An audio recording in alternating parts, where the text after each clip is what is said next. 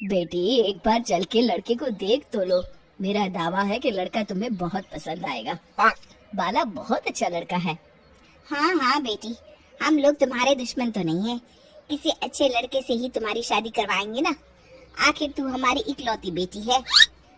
अच्छा ठीक है माँ, अब ज्यादा भावुकतापूर्ण शब्दों का इस्तेमाल ना करो। मैं चलने के लिए तैयार हूँ। चलो फिर बिना देर के हम सब चलते हैं। सभी बाला के घर पहुँचते हैं। अरे क्या बात है बहन जी, अभी तक आपका बेटा नहीं आया?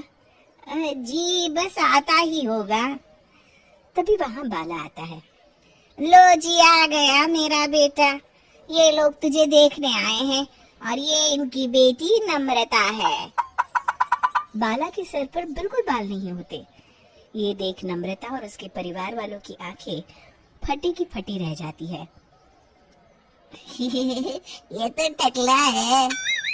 हे भगवान, माँ पिताजी आप दोनों एक टकले से मेरी शादी करवाने वाले थे। अरे ये तो पूरा उजड़ा चमन है।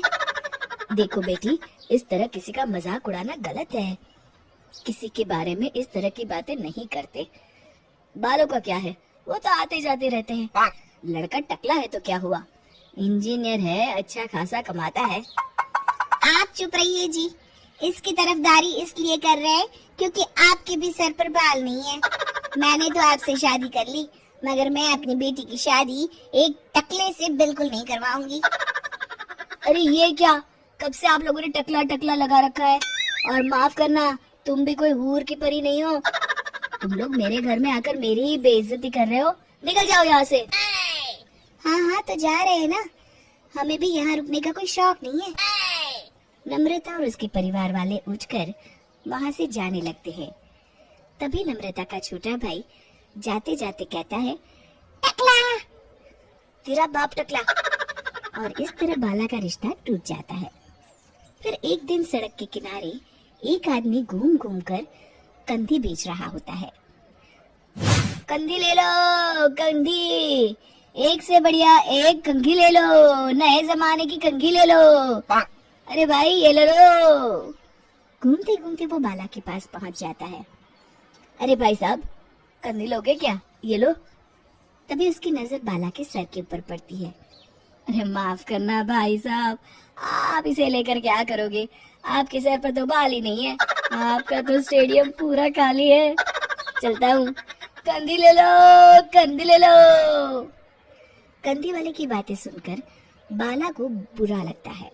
उस समय बाला को ऐसा महसूस होता है कि उसके लिए दुनिया में सबसे कीमती कोई चीज अगर है तो वो सिर्फ बाल है। बाला सड़क पर चलते हुए लोगों के बाल बड़े गौर से देखता है। चलते चलते बाला एक मंदिर के पास पहुंच जाता है। हे भगवान, तुमने ये मेरे साथ क्या किया? थोड़े से बाल अगर मुझे दे देते तो तुम्हारा क्या चला जाता? सारी दुनिया मेरा मजाक उड़ाती है। अरे भाई, आज पहला इंसान देख रहा हूँ जो मंदिर आकर भगवान से अपने लिए बाल मांग रहा है। बेटा, भगवान ने तुम्हें सब कुछ तो दिया है, अच्छी सेहत है, अच्छी नौकरी है, लगता है तुम्हारी तबीयत ठीक नहीं है। घर जाओ, सब ठीक हो जाएगा। बाला वहां से चला जाता है। घर पहुंचकर बाला खाना खाता है और अपने कमरे में सोने के लिए चला जाता है। फिर सुबह जब बाला सोकर उठता है तो आईने के सामने अपने आप को देखकर हैरान हो जाता है। बाला के सर पर एकदम घने बाल आ जाते हैं। बाला खुशी से झूम उठता है। अरे ये तो चमत्कार हो गया, मेरे सर पर बाल आ गए। लेकिन ये हुआ कैसे? दोस्तों, अगर आप इस कहानी का दूसरा भाग देखना चाहते हैं तो हमें कमेंट करके जरूर बताएं। Please subscribe my YouTube channels at dreamtoonkids.ai.